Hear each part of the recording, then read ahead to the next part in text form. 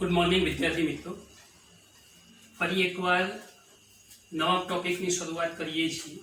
બેટા, last time યાદ હોય તો આપણે થિયોરિટિકલ પોર્શન પૂરો કર્યો છે. હવે માત્ર દાખલાઓ ભણાવવાના બાકી છે. હવે આજે જે દાખલાઓ આપણે ગણીશું એકદમ વીઆઈપી દાખલાઓ છે, એટલે ખૂબ ધ્યાનથી સમજજો. કારણ કે એ જે દાખલાઓ ગણવાના છે ને એ દાખલાઓ પરીક્ષાની દ્રષ્ટિએ પણ એકદમ મોસ્ટ આઈએમપી છે, જે પૂછાય છે. તો દાખલો પૂરો થવા આવશે એટલે તમને સમજ પડી જશે, હા સાહેબ આ હજુ જોરદાર છે, આ પૂછવા લાયક છે, એવું તમને જાતે થઈ જશે. તો તમે ખૂબ ધ્યાનથી આને સમજવાનો પ્રયત્ન કરજો. આપણે સ્વાધ્યાયના 25મા દાખલાથી શરૂઆત કરવાની છે. 25મા દાખલાની અંદર રકમના શબ્દો મેં લાસ્ટ ટાઈમ બી કીધું હતું કે ટેક્સ્ટબુકની અંદર રકમ જોવી ખૂબ અનિવાર્ય છે. રકમ નહીં જોવો તો કામ નહીં કરી શકો, એટલે રકમ તો તમારે સમજવી જ પડશે. તો રકમના શબ્દો વાંચું છું. આકૃતિમાં દર્શાવેલ નેટવર્કનું સમતુલ્ય કેપેસિટન્સ શોધો. આ જે નેટવર્ક દેખાય, નેટવર્ક એટલે એક કરતા વધારે કેપેસિટરોને આકૃતિમાં દર્શાવ્યા પ્રમાણે જોડ્યા છે, એને નેટવર્ક કહેવાય. એનું સમતુલ્ય કેપેસિટન્સ શોધો પહેલો વાત છે. 300 વોલ્ટના સપ્લાય માટે દરેક કેપેસિટરને સમાંતર વોલ્ટેજ 300 વોલ્ટનું સપ્લાય બધાને આપેલું છે. હવે એના માટે દરેક કેપેસિટરને સમાંતરે વોલ્ટેજ અને તેના પરનો વિદ્યુત ભાર શોધવો. આ વિદ્યુત સ્થિતિમાન 300 વોલ્ટનું જે આખા પરિપથને લાગુ પાડ્યું એમાં ઇન્ડિવિડ્યુઅલ કેપેસિટર માટે તમારે વિદ્યુત સ્થિતિમાન સાથે વિદ્યુત ભારની ગણતરી કરવાની છે. તો બેટા પહેલા નંબરનું કામ છે આપણું સમતુલ્ય કેપેસિટન્સ શોધવાનું. તો યાદ રાખો, આવા પ્રશ્નો ત્યારે જ આવડશે કે જ્યારે શ્રેણી અને સમાંતર જોડાણો તમે સરળતાથી સમજેલા હશો. એનો ઉપયોગ અહીં કરીશું. મેં તમને લાસ્ટ ટાઈમ બી શીખવાડ્યું હતું કે એક જ સીધી રેખામાં જોડેલી વાતો એ બધી શ્રેણી બનશે અને એકબીજાના સ્ટેપમાં મૂકેલી વાત એ સમાંતર બનશે. તો આપણે અહીંયા એ જ વાત કરવાની છે. સૌથી પહેલા પરિપથને ખૂબ ધ્યાનથી જુઓ. હું જે પ્રમાણે દાખલો ગણાવું એ સ્ટેપ પ્રમાણે કામ કરશો તો ક્યાંય તકલીફ નથી પડવાની. પણ જો સહેજ બી તમારું મગજ જાતે વાપરવાનો પ્રયત્ન કર્યો તો આ દાખલાઓમાં હેરાન થઈ જશો, ખબર નહીં પડે ક્યાંથી ક્યાં જવું. એટલે હું જે સિસ્ટમ આપું છું અને અનુસરશો, ક્યાંય તકલીફ નહીં પડે, એ ગેરંટી વાળી વાત છે, એટલે સમજજો. ચાલો, સૌથી પહેલા સમતુલ્ય કેપેસિટન્સ શોધવું છે. આપણે પરિપથ જુઓ. C1, C2, C3 અને C4 ચાર કેપેસિટરો આકૃતિમાં દર્શાવ્યા પ્રમાણે જોડેલા છે. કોનું કેવું જોડાણ છે એ તમને સમજ હોવી જોઈએ. તો આપણે હવે શરૂઆત કરીએ છીએ. એટલે સૌથી પહેલા નંબરમાં ખૂબ ધ્યાનથી આખો પરિપથ એક સાથે નહીં જોવાનો, ટુકડાઓમાં જોવાનું. શું દોરેલું છે એ સમજ પડવી જોઈએ. તો જુઓ ધ્યાનથી, C2 અને C3 એક જ લાઈનમાં દેખાય છે. તો એનું કેવું જોડાણ થશે? તો શ્રેણી જોડાણ. તો સૌથી પહેલા નંબરમાં C2 તથા C3 નું શ્રેણી જોડાણ હોવાથી સમતુલ્ય કેપેસિટન્સ ધારો કે C' છે. અવધારી લીધું. આ બંનેની જ વાત છે, માત્ર બંનેની વાત છે. એનું સમતુલ્ય કેપેસિટન્સ C' ધાર્યું છે. ચાલો, તો માટે હવે શું થશે? શ્રેણી જોડાણ માટે, ચલો શ્રેણી જોડાણ માટે આપણે વાત કરીએ. આ બંનેનું સિરીઝ કનેક્શન. શ્રેણીમાં આપણે શું શીખ્યા હતા? બે હોય તો ઉપર ગુણાકાર, નીચે સરવાળો. ચલો કરીએ એવું. તો C' is equal two C2 C3 નીચે C2 પ્લસ C3. ચલો સાદું દો. માટે C' બરાબર મૂલ્યો તૈયાર 200 ગુણ્યા 200 છેદમાં 200 વત્તા 200 ઉપર 4 1 2 3 4 નીચે ટોટલ થશે 400, આ બે મીંડા કેન્સલ, એટલે જવાબ આવશે 100 પિકોફેરાડે સી ડેશ બરાબર.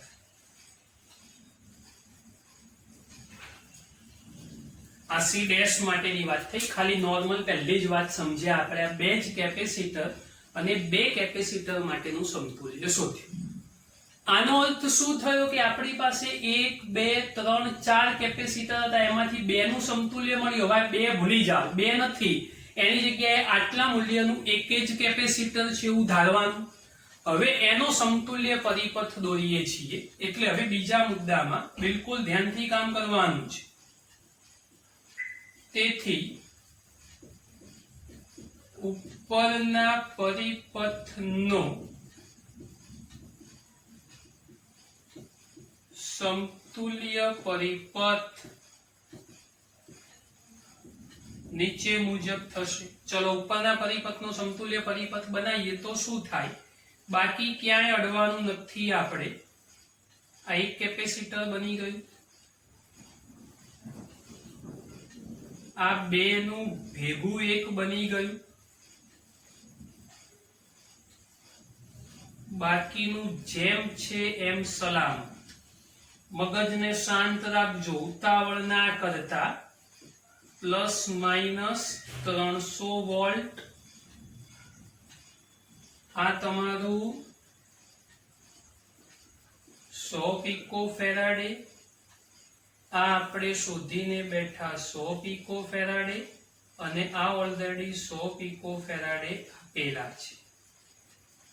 તો હવે આ પહેલા નંબરનું તમારું C1, આને નામ આપ્યું C ડેશ, આ હતું C4. જોઈ લો પરિપથમાં 1 4 અને 300 વોલ્ટ ને નહીં અડ્યા, ખાલી આટલો જ ફેરફાર કરેલો છે. હમણાં મેં સ્ટેટમેન્ટ આપ્યું ઉતાવળ ના કરતા, તમે આવું જોવો અને કહી દો ઓહો સાહેબ ચલો સહેલું 3 3 નું સમાંતર જોડાણ ના થાય કોઈ દિવસ. ખૂબ ધ્યાનથી સમજજો, આ સમાંતર ના થાય. અહીં દેખાતી આવડી મોટી બેટરી, આટલું મોટું વિદ્યુત સ્થિતિમાન તો તૈયાર છે, એટલે 3 3 નું સમાંતર કોઈ સંજોગોમાં થશે નહીં. આકૃતિ ધ્યાનથી જોઈને કામ કરવાનું છે, એટલે સમજજો. તો શું કરીશું આપણે આ પરિપથ માટે? તો C1 તથા C ડેશ એનું કેવું જોડાણ છે? તો સમાંતર. એટલે C1 અને C ડેશ જેમ આ કર્યું એ જ પ્રમાણે, તો સમાંતર જોડાણ હોવાથી સમતુલ્ય capacitance is equal to C double dash ધારી લીધું. આમાં પણ જેમ પહેલામાં C ડેશ, એમાં C ડબલ ડેશ ધારી લીધું આપણે. ચાલો હવે સમાંતર જોડાણ માટે શું થશે ભાઈ? માટે સમાંતર જોડાણ માટે, ચલો સમાંતર જોડાણ માટે શું કરશો તમે? તો C double dash is equal two C1 plus C dash, સમાંતરમાં સરવાળો થાય એવું શીખેલા છીએ. C1 બરાબર 100, C ડેશ બરાબર 100, ટોટલ કેટલા થઈ ગયા? 200 પિકોફેરાડે. આ શું શોધી નાખ્યું આપણે ભાઈ? તો C ડબલ ડેશ. ચાલો એટલે એક C ડેશ મળ્યો, C ડબલ ડેશ. હજુ જવાબ નથી મળ્યો, આ તો દાખલો ગણવાની શરૂઆત થઈ છે. હવે શું થશે? તો હવે ખૂબ ધ્યાનથી સમજો.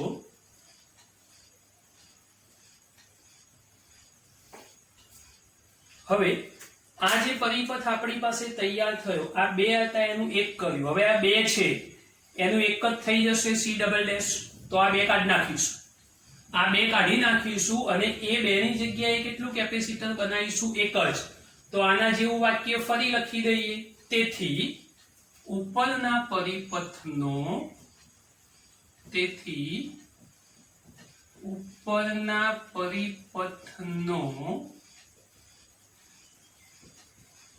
સમતુલ્ય પરિપથ નીચે મુજબ થશે. ચલો ઉપરના પરિપથનો સમતુલ્ય પરિપથ આપણે જો દોરવો હોય તો આ બે ભૂલી જાઓ, બે ની જગ્યાએ એક જ, બાકી બધું સલામત, કોઈ જ ફરક નહીં. તો આ એક કેપેસિટર બની ગયું, આ બીજું જેમ છે એમ જ, આપણે એને કશું જ કરવા માંગતા નથી. બાકી આ તૈયાર થયા પ્લસ આ માઇનસ, આ થઈ ગયા 300 વોલ્ટ. મૂલ્ય મળી ગયું છે, આ રહ્યું એ 200 પીકો ફેરાડે, અને આ જે તૈયાર થઈ ગયું એ હતું આપણું 100 પીકો ફેરાડે. હવે આ જે મૂલ્યો તૈયાર થયા છે એ મૂલ્યોની અંદર આનું નામ પડી ગયું C', આ થઈ ગયું C4. હવે C'' અને C4 માટેની વાત છે, તો આટલે સુધી પહોંચી ગયા. હવે વાત આવી આ બંનેની, તો C'' અને C4, ધ્યાનથી જુઓ, C'' અને C4 કેવું જોડાણ દેખાય છે. તો C'' અને C4 એક જ લાઈનમાં, અહીંયાથી આ બે બિંદુઓ પકડો અને આ વાયરને આમ ગોઠવી દો તો સીધી લાઈન તૈયાર થઈ જાય. એટલે સીધી લાઈન તૈયાર થશે તો એ એક જ સીધી રેખામાં આવશે, એટલા માટે થશે શ્રેણી જોડાણ. તો આપણે લખીશું અહીંયા આગળ કે ભાઈ C'' અને C1 અને C4 એક જ લાઈનમાં, એટલે એનું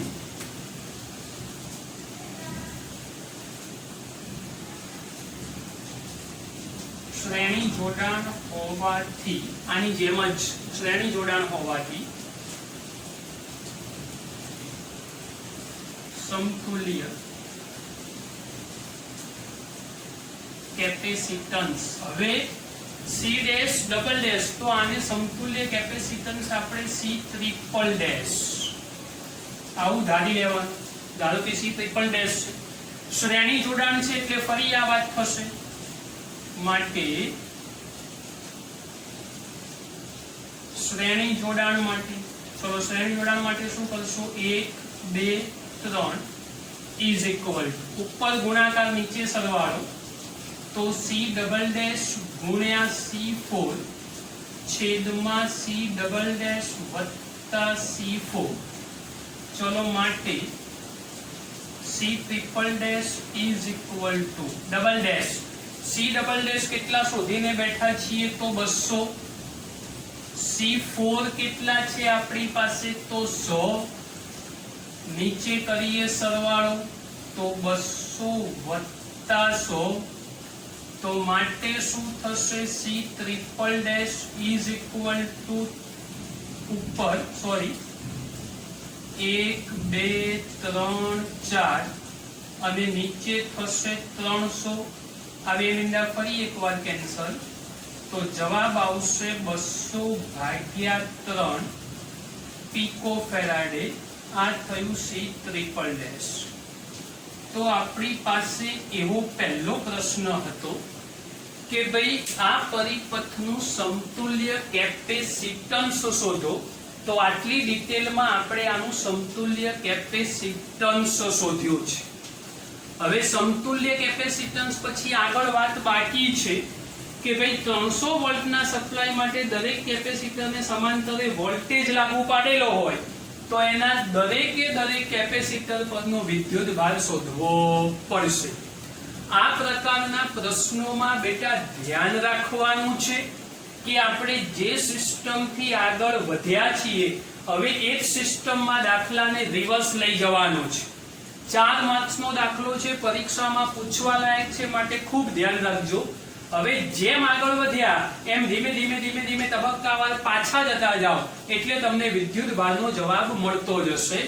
સૌથી પહેલું કામ આપણે એવું કરીશું કે અહીંયા જુઓ, તો C'' એ C'' અને C4 નું કેવું જોડાણ છે, તો શ્રેણી જોડાણ. તો સૌથી પહેલા આ જે પરિપથ દેખાય છે એ પરિપથ માટે આપણે એ વિદ્યુત ભાર શોધી દઈએ. તો ચલો પરિપથનો કુલ વિદ્યુત ભાર શોધવું. પહેલા પરિપથનો કુલ વિદ્યુત ભાર. ચલો પરિપથનો કુલ વિદ્યુત ભાર શોધવો હોય તો Q બરાબર CV. તો આ પરિપથનું કેપેસિટન્સ C''.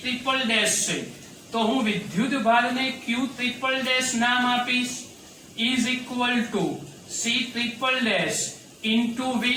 વોલ્ટેજનું મૂલ્ય 300 છે અને C'' તમને ખબર છે તો સી ટ્રિપલ ડેશ થશે 200/3 પીકો ફેરાડે છે તો ફેરાડે કરવા પડશે એટલે ગુણ્યા 10⁻12 થશે અને વોલ્ટેજ નું મૂલ્ય આપેલું છે 300 તો ગુણાકારમાં 300 3 આ 100 થઈ જાય એટલે 1 2 200 ખરા ને અહીંયા 100 એટલે 2 મીંડા બીજા એટલે ગુણ્યા 10⁻12 તો જવાબ આવશે 2 ગુણ્યા 4 ઓછા કરો તો 10⁻8 કુલંબ આ ક્યુ ટ્રિપલ ડેશ એટલે કે પરિપથનો કુલ વિદ્યુત ભાર પ્રાપ્ત થયો. હવે આ પરિપથનો કુલ વિદ્યુત ભાર મળ્યો, પહેલું આ શોધી નાખ્યું. હવે દાખલો ધીમે ધીમે રિવર્સ દિશામાં આપણે સમજતા જઈએ તો શું કામ થવાનું છે એ ધ્યાનથી જુઓ. આ વિદ્યુત ભાર મળ્યા પછીની વાત છે. હવે ધ્યાનથી જોજો. C triple dash A C double dash અને C4 નું કેવું જોડાણ છે ભાઈ? તો શ્રેણી જોડાણ. હવે શ્રેણી જોડાણ હોય તો ભૂતકાળ યાદ કરો. શ્રેણી જોડાણમાં શું સરખું હોય? તો વિદ્યુત ભાર સરખો હોય. તો ફરી એકવાર લખવું પડશે આપણે. શું લખશો અહીંયા? તો C triple dash A C double dash આરએ અને C4 એટલે કે આરએ આ બંનેનું કેવું જોડાણ છે? તો શ્રેણી જોડાણ હોવાથી આ શ્રેણી જોડાણ અને શ્રેણી જોડાણમાં હોવાથી તેમાં વિદ્યુત ભાર સમાન હશે. હવે જો વિદ્યુત ભાર સમાન હોય તો જે આ જ વિદ્યુત ભાર છે એ જ આ બંનેનો હોવો જોઈએ. તો માટે આપણે લખી શકીએ અહીંયા માટે Q double dash is equal two 2 ગુણ્યા 10⁻8 કુલંબ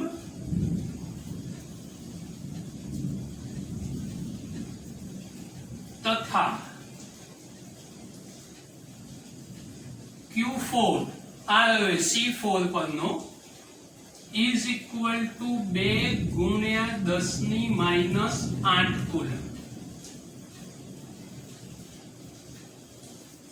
હવે બેટા અહીંયા છે ને આ લાઈટ નું ફોકસ પડે છે એટલે અહીંયા થોડું જોવામાં તમને તકલીફ પડે છે, પણ એ ફરી એકવાર વાંચી લઉં છું. લાઈટ બંધ કરીશ તો કઈ નહીં દેખાય એટલે ફરી એકવાર વાંચી લઉં છું કે સી ટ્રિપલ ડેશ જે અહીંયા છે આપણી પાસે એ જ C triple dash A C double dash અને C4 એનું શ્રેણી જોડાણ અને શ્રેણી જોડાણમાં વિદ્યુત ભાર સરખો એટલે કે આ જે વિદ્યુત ભાર મળ્યો એ જ આ બંનેનો હોવો જોઈએ. તો એ બંને માટે આપણે વિદ્યુત ભાર લખી દીધો. તો ટોટલ 4 વિદ્યુત ભાર શોધવાના છે. એમાંથી હજુ સુધી પહેલો જ જવાબ પ્રાપ્ત થયો Q4. હજુ Q1 Q2 Q3 3 શોધવાના બાકી છે, એ શોધીએ છીએ. ચાલો હવે આનાથી આગળ જઈએ. નવી વાત તો ટ્રિપલ ડેશ પછી ડબલ ડેશ ઉપર આવી જાઓ. ડબલ ડેશ એટલે આપણે અહીં આવી ગયા સી ડબલ ડેશ. તો સી ડબલ ડેશ કોના કારણે આયા હતા? તો C1 અને C ડેશ. જુઓ C1 અને C ડેશ નું સમાંતર જોડાણ એટલે C ડબલ ડેશ. તો ફરી એકવાર લખીશું C ડબલ ડેશ એ આ રહ્યો C ડબલ ડેશ એ C1 તથા C ડેશ તથા C1 નું. ચલો આ બંનેનું કેવું જોડાણ છે? તો સમાંતર. એનું સમાંતર જોડાણ હોવાથી. હવે સમાંતર જોડાણ હોય તો શું સરખું કીધું તું? તો વિદ્યુત સ્થિતિમાં વિદ્યુત ભાર સરખો હોય નહીં, પણ જો બંનેના કેપેસિટન્સ સરખા હશે તો વિદ્યુત ભાર સમાન રીતે વહેંચાશે. Q બરાબર CV, Q બરાબર CV, V સરખો છે. જો C પણ સરખો હોય તો વિદ્યુત ભાર સરખી રીતે વહેંચાવો જોઈએ. તો ચેક કરો C1 અને C' ના કેપેસિટન્સ કેવા દેખાય છે? 100 સરખા જ, અને સરખા હોવાથી એ બંને ઉપર વિદ્યુતભાર સમાન રીતે વહેંચાવો જોઈએ.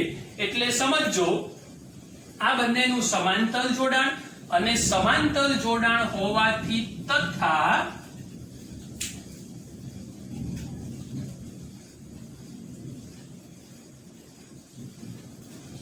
બંનેના કેપેસિટન્સ સરખા હોવાથી, બંનેના કેપેસિટન્સ કેવા છે તો એક સરખા, બંનેના કેપેસિટન્સ સરખા હોવાથી વિદ્યુત ભાર સમાન રીતે વહેંચાશે. વિદ્યુત ભાર બંનેની અંદર કેવો થવાનો તો એક જ સરખો. ચલો બંનેમાં વિદ્યુત ભાર સરખી રીતે વહેંચાય તો કોનો કોનો શોધવાનો છે C1 અને C' નો.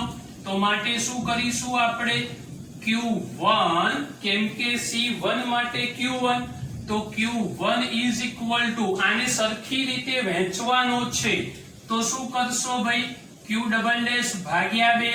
Q ડબલ ડેશ એટલે 2 ગુણ્યા 10 ની માઈનસ 8 ભાગ્યા 2 તો જવાબ આવશે 10 ની માઈનસ 8 કુલમ. આ કયો મળી ગયો આપણને Q1 અને એ જ પ્રમાણે તથા Q dash is equal to પણ સેમ 10 ની માઈનસ 8 કુલમ જ થઈ જશે. તો આ બીજા નંબરમાં વિદ્યુત ભાર શોધાઈ ગયો. હવે 4 માંથી કેટલા મળ્યા આપણને 2. કયા કયા Q1 અને Q4. હજુ 2 શોધવાના બાકી. ચલો C ડેશ ઉપર આવો. અહીંયા જુઓ C ડેશ કોનું કેવું જોડાણ દેખાય છે તો C2 અને C3 નું શ્રેણી.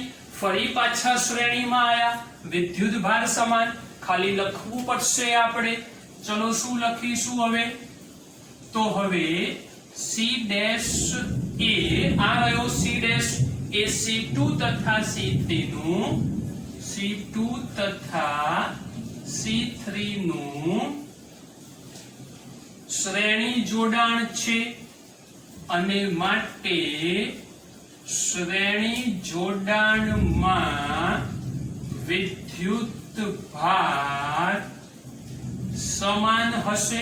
ચલો વિદ્યુત ભાર સમાન હોય તો આપણે લખી દઈએ માટે Q2 બરાબર 10 ની માઈનસ 8 કુલમ એટલે Q2 મળી ગયું અને Q3 બરાબર પણ 10 ની માઈનસ 8 કુલમ તો Q3 મળી ગયો.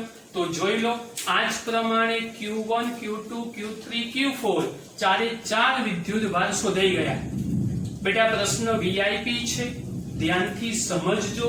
પરિપથને ધીમે ધીમે ધીમે ધીમે ધીમે શક્ય એટલો નાનો બનાવતા જાઓ એટલે સમતુલ્ય કેપેસિટન્સ મળે. જેમ દાખલો ગણ્યો છે એ દાખલાને નીચેથી ઉપર રિવર્સ જોતા જાઓ એટલે તમને વિદ્યુત ભાર મળતો જાય. એકદમ VIP પ્રશ્ન છે, તમારે ખૂબ ધ્યાનથી સમજવાનો. 4 માર્ક્સનો પરીક્ષામાં પૂછાય. હવે આ જ પ્રકારનો એક દાખલો આપણી ટેક્સ્ટબુકમાં છે એ તમને હું હોમવર્કમાં આપું છું. જે ઉદાહરણ સ્વરૂપે ગણેલો છે.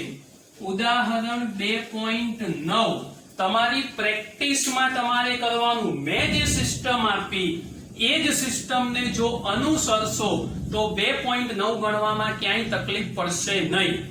છતાં બી કોઈ પણ જગ્યાએ મુશ્કેલી પડે તો ગમે ત્યારે મને એ ડાઉટ સ્વરૂપે તમે પૂછી શકો છો. પણ બેટા યાદ રાખજો, આ પ્રેક્ટિસ કરશો તો જ ફાયદો થશે.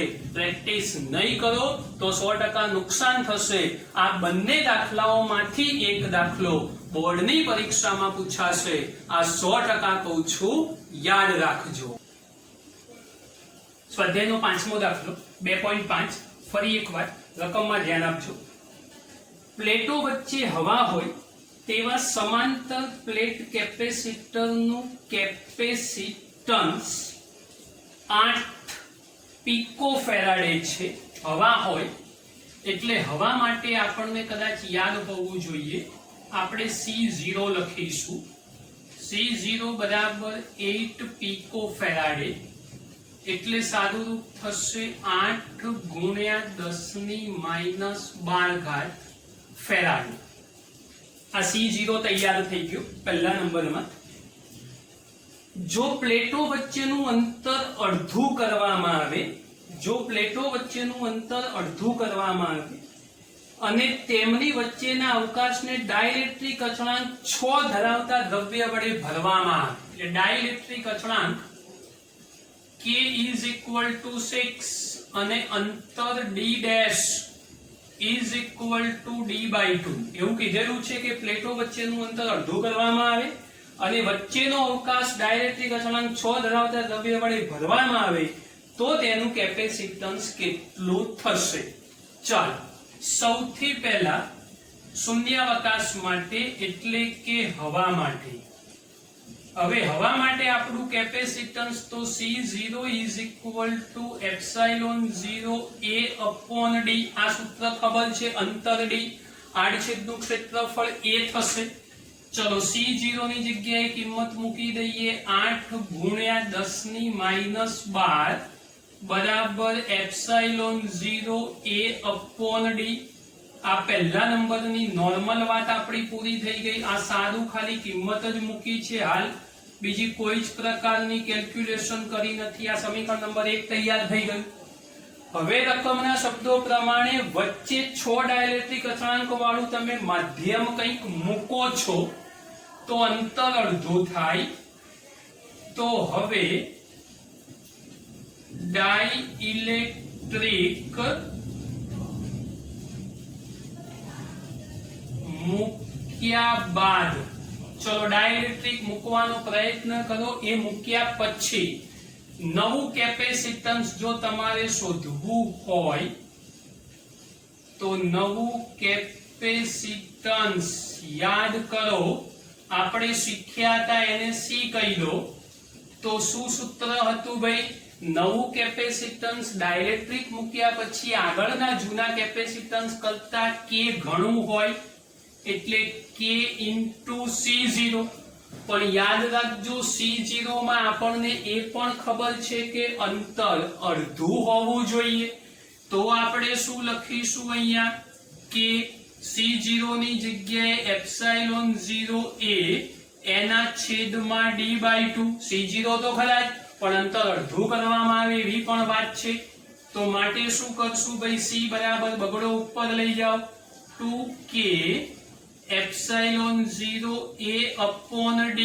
હવે એપ્સાઇલોન 0 A upon D તૈયાર છે તો માટે C બરાબર 2, K ની જગ્યાએ 6 અને epsilon 0 upon A by D ની જગ્યાએ શું લખશો ભાઈ? Epsilon 0 into A upon D ની જગ્યાએ 8 ગુણ્યા 10 ની -12. સાદું રૂપ, તમે બધા મહાન છો, સાદું રૂપ જાતે કરવાનું અને આ C ની કિંમત એ તમારે ફેરાડે એકમમાં શોધવાની છે. તો સહેલી વાત, ઇઝી સેન્સ અને આ નોર્મલ ટોનમાં સીધો સાદો નાનકડો દાખલો પૂરો. સ્વાધ્યાયનો 19મો પ્રશ્ન 2.19. આ પણ થોડીક સહેલી વાત છે, ધ્યાનથી સમજજો. ગણતરી તમારે કરવાની છે, હું નહીં કરી આપું, ખાલી સમજજો પહેલા પ્રશ્ન. જો H2 અણુના 2 માંથી 1 ઇલેક્ટ્રોન દૂર કરો, H2 અણુના 2 માંથી 1 ઇલેક્ટ્રોન દૂર કરો, રકમમાં ધ્યાન આપજો, તો આપણને હાઇડ્રોજન આણ્વિક આયન H2+ મળે છે. H2+ ની ધરા સ્થિતિમાં 2 પ્રોટોન વચ્ચેનું અંતર લગભગ 1.5 એંગસ્ટ્રોમ છે. 2 પ્રોટોન વચ્ચેનું અંતર લગભગ 1.5 આપણે દોરી દઈએ અહીંયા કે ભાઈ આ બંને પ્રોટોન છે. આને Q1 કહી દો એટલે Q થઈ જશે, Qp એટલે પ્રોટોનનો વિદ્યુતભાર, Q2 એટલે પણ Qp જ છે, બંને પ્રોટોન, અને એ બંને વચ્ચેનું અંતર 1.5 એંગસ્ટ્રોમ કીધેલું છે. મીટરમાં રૂપાંતર 10 ની -10 સમજ હોવી જોઈએ. અને ઇલેક્ટ્રોન દરેક પ્રોટોન થી લગભગ 1 એંગસ્ટ્રોમ અંતરે છે. ઇલેક્ટ્રોન દરેક પ્રોટોન થી 1 એંગસ્ટ્રોમ અંતરે. અહીંયા આગળ Q3 is equal to QE લખીએ એટલે કે ઇલેક્ટ્રોન, K કે જે દરેક પ્રોટોન થી લગભગ 1 એંગસ્ટ્રોમ અંતરે આવેલો છે. જુઓ, આ 1 એંગસ્ટ્રોમ અંતરે આવેલો છે. પ્રોટોન થી લગભગ 1 એંગસ્ટ્રોમ અંતરે ઇલેક્ટ્રોન આવેલો છે. આ તંત્રની સ્થિતિ ઉર્જા શોધો. હવે આ તંત્રની સ્થિતિ ઉર્જા શોધવાની છે. Q1 Q2 Q3 3 વિદ્યુતભાર અંતરો તૈયાર. તો તંત્રની જો સ્થિતિ ઉર્જા શોધવી હોય તો સૂત્ર તો તૈયાર છે આપણી પાસે. તંત્રની સ્થિતિ ઉર્જા, ચલો તંત્રની સ્થિતિ ઉર્જા શોધવી હોય તો U ઇઝ ઇક્વલ ટુ પહેલા U12 લઈએ વત્તા U23 લો અને વત્તા U13 લો. પહેલું બીજું, બીજું ત્રીજું અને ત્રીજું અને પહેલું, એટલે પહેલું અને ત્રીજું તમારે જે લેવું હોય લઈ શકાય. ચલો સ્થિતિ ઉર્જાનું સૂત્ર તો ખબર જ છે, કિંમત મૂકી દઈએ તો શું થશે ભાઈ? તંત્રની સ્થિતિ ઉર્જા માંગી છે, ધ્યાનથી સમજજો. તો અહીંયા લખીશું કે Q1 Q2 upon R1 એટલે કે એક અંતર R1 લઈ લેજો તમે, વત્તા અહીંયા લઈશું કે Q2 Q3 upon R2 વત્તા કે Q1 Q3 upon R3. હવે R1 R2 R3 ને ખૂબ ધ્યાનથી સમજવાના છે. તમને સમજ હોવી જોઈએ કે કયું અંતર કોની વચ્ચે છે. જુઓ Q1 અને Q2, તો Q1 અને Q2 એટલે બંને શું છે? તો પ્રોટોન. તો એ બંને વચ્ચેનું અંતર પ્રોટોન, તો આ બેની નીચે પ્રોટોન આવવો જોઈએ. 2 અને 3 એ બંનેની વચ્ચે ઇલેક્ટ્રોન અને પ્રોટોન છે, તો એ 1 એંગસ્ટ્રોમ અંતર. એ પ્રમાણે આ બંને વચ્ચે પણ 1 એંગસ્ટ્રોમ અંતર. તો ગણતરી તમારે ધ્યાનથી કરવાની છે, સારું રૂપ તમારે આપવાનું છે. ગણતરીમાં જો જવાબ ના આવે તો ગણતરી હું શીખવાડીશ, તમારે ચિંતા કરવાની જરૂર નથી. એક સ્ટેપ વધારી આપું છું, કે કોમન લઈ લઈએ તો શું થશે? Q1 Q2 upon R1 plus Q2 Q3 upon R2 plus Q1 Q3 upon R3. હવે જોઈ લો, તમારી પાસે 1 2 આ Q1 આ Q2 Q2 Q3 Q3 Q1 અને અંતર દરેક વચ્ચેના તૈયાર છે R1 R2 R3. યાદ રાખજો. હવે સ્વાધ્યાયનો 13મો પ્રશ્ન. બેટા રકમમાં બધા ધ્યાન રાખજો, સારો પ્રશ્ન છે. બી બાજુવાળા એક ઘનના દરેક બિંદુએ વિદ્યુતભાર Q છે. બી બાજુવાળું ઘન એટલે આપણા સમઘનની વાત છે. હવે આવું સમઘન બનાવવું પડશે પહેલા તો.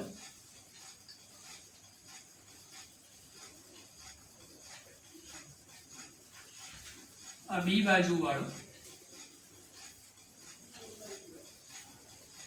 એ સમઘન તૈયાર થઈ ગયો. જોઈ લો, જેની 8 બાજુઓ હોય એવો. દરેકે દરેક બાજુ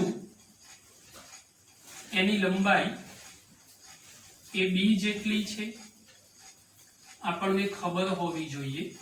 તો આ બી બાજુ વાળો એક સમઘન તૈયાર થઈ ગયો. બી બાજુવાળા એક ઘનના દરેક બિંદુએ વિદ્યુતભાર Q જેટલો છે. એટલે દરેકે દરેક બિંદુ એટલે શિરોબિંદુ. આ દરેક શિરોબિંદુ જે તૈયાર થઈ ગયું એ દરેક શિરોબિંદુ પર વિદ્યુતભાર એ Q જેટલો છે. જોયું, દરેક શિરોબિંદુ પર Q જેટલો વિદ્યુતભાર મૂકી દઉં છું. દરેક શિરોબિંદુ પર Q જેટલો વિદ્યુતભાર છે. આ વિદ્યુતભાર તંત્રને લીધે ઘનના કેન્દ્ર પર, ઘનનું કેન્દ્ર અહીંયા આગળ હોય વચ્ચોવચ્ચ, આ ઘનનું કેન્દ્ર, એ કેન્દ્ર પર સ્થિતિમાન અને વિદ્યુત ક્ષેત્ર શોધો. સ્થિતિમાન હું શોધી આપું છું, વિદ્યુત ક્ષેત્ર તમારા માટે રાખીશું. ચાલો સૌથી પહેલા ખૂબ ધ્યાનથી જુઓ. તો આપણો ઘન અથવા તો સમઘન એની દરેક બાજુની લંબાઈ, સમઘનની દરેક બાજુની લંબાઈ ઇઝ ઇક્વલ ટુ બી છે. જોઈ લો, સમઘનની દરેક બાજુની લંબાઈ બી છે. તો આપણે વિકર્ણ એનો શોધવો હોય માટે સમઘનના વિકર્ણની લંબાઈ જો શોધવી હોય તો જુઓ વિકર્ણ ક્યાંથી દોરાય, દોરતો નથી હો, સમજો ખાલી અહીંથી એક આ છેડો, એક આ શિરોબિંદુ ને એક આ બંને વચ્ચેની લાઈન જો તમે આમ વિચારી લો તો આ વિકર્ણ તૈયાર. એટલે આ વિકર્ણ 1, 2 અને 3 બાજુઓ ઘેરશે. 3 બાજુઓ ઘેરશે તો આપણી 2 બાજુઓ હોય તો પાયથાગોરસના પ્રમેય પ્રમાણે a² + b² એમ અહીંયા b² + b² પણ 3 બાજુઓ ઘેરશે એટલે આપણે લખીશું √3 * b.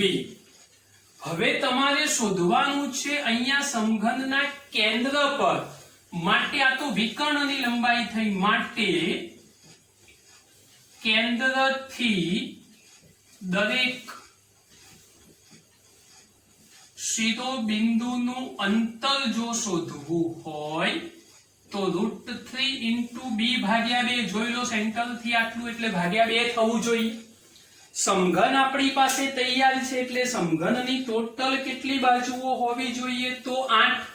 તો ચલો હવે સ્થિતિમાન શોધી નાખીએ સૌથી પહેલા. તો હવે સ્થિતિમાન, ચલો સ્થિતિમાન માટેની વાત કરું તો સૂત્ર V = kq/r. પણ આપણી પાસે સમઘનના શિરોબિંદુઓ 8 છે માટે એને કેટલા વડે ગુણવું પડશે તો 8 વડે. એટલે V = kq/r મલ્ટીપ્લિકેશનમાં 8 થશે. હવે સમઘનના દરેક શિરોબિંદુ પર સ્થિતિમાન અને સ્થિતિમાન પછી તમને માંગેલી છે વિદ્યુત ક્ષેત્રની વાત. તો ચલો હવે આપણે આમાં ખાલી કિંમત મૂકી દઈએ તો માટે શું થશે ભાઈ, V = kq, આઠડો આગળ લાવી દઉં છું અને r એની જગ્યાએ કેટલા છે આપણી પાસે √3 * b/2. છેદનો છેદ ઉપર લઈ જાઓ તો V બરાબર બગડો ઉપર એટલે 16 kq/√3 * b તૈયાર થઈ જશે. હવે રકમની અંદર આપણને બીજા કોઈ મૂલ્યો આપેલા નથી, પણ જો કદાચ જવાબની અંદર k = ε0 માં જવાબ હોય તો 1/4πε0 મૂકવા પડશે. તો V = 16, q k ની જગ્યાએ 1/4πε0 અને છેદમાં √3 * b તો ખરા જ. તો માટે V = શું થશે, આ 4 × 4 કરશો એટલે 16 થશે. તો ઉપર 4q એના છેદમાં √3 * b * π * ε0. આ સ્થિતિમાન મેં શોધી નાખ્યું છે. હવે બાકી રહ્યું તમારી પાસે વિદ્યુત ક્ષેત્ર શોધવાનું. તો હવે બીજા નંબરની અંદર આવશે વિદ્યુત ક્ષેત્ર માટેની વાત. તો વિદ્યુત ક્ષેત્ર માટેનું સૂત્ર, હવે વાત આવી છે સમઘન માટે વિદ્યુત ક્ષેત્ર શોધવાની. તો આ સમઘન જે આપણી પાસે દેખાય છે ને ખૂબ ધ્યાનથી જુઓ. તો સમઘન એટલે એક પ્રકારનો બંધ ગાળો કહેવાય અને બંધ ગાળામાં કેન્દ્ર ઉપર જો શોધવા માટેની વાત આવે તો કેન્દ્ર પર યાદ કરો કે બંધ માર્ગ માટે કેન્દ્ર પર પરિણામી વિદ્યુત ક્ષેત્રનું મૂલ્ય શું થઈ જશે તો 0. કારણ શું થશે કે શિરોબિંદુઓ પર જે વિદ્યુત ભાર છે સમાન મૂલ્ય અને એની ડાયરેક્શનો શોધશો તો પરસ્પર વિરુદ્ધ થશે અને એટલા માટે પરિણામી વિદ્યુત ક્ષેત્ર એનું મૂલ્ય કેવું થઈ જવું જોઈએ તો ભાઈ 0. તો બેટા આજના આગળ ગણાવેલા 2 અને આ ટોટલ 3, 5 પ્રશ્નો ખૂબ મહત્વના છે. ધ્યાનથી ગણજો, તૈયાર કરી નાખજો. કોઈ પણ જગ્યાએ મુશ્કેલી જેવું લાગે તો ઓન ધી સ્પોટ કોઈ પણ સમયે મને ફોન કરીને પૂછી શકો છો. બીજી વાત બેટા, બોર્ડ ઉપર જે કોઈ દાખલાઓ માટેનું કામકાજ કરીએ છીએ એમાં બહુ મિનિમમ કામ થાય છે. તો નેક્સ્ટ રાઉન્ડ થી કદાચ આગળ જે પ્રમાણે લેક્ચરો આપણે નોટબુકમાં લેતા હતા એ પ્રમાણે કદાચ લેક્ચરનો પ્રયત્ન કરીશું કે જેથી નંબર ઓફ એક્ઝામ્પલ વધારે ગણી શકાય, મને રકમ જોવામાં વાંચવામાં પણ તકલીફ ના પડે અને આપણું કામ થોડું વધારે થાય. પછી જ્યારે નવા ચેપ્ટરનો થિયોરિટિકલ પોર્શન આવશે એ વખતે ફરી પાછી આપણે બોર્ડ ઉપર વાત કરીશું. આ પોસિબિલિટીની વાત છે. નેક્સ્ટ લેક્ચરમાં જે હશે એ તમને સમજ પડી જશે.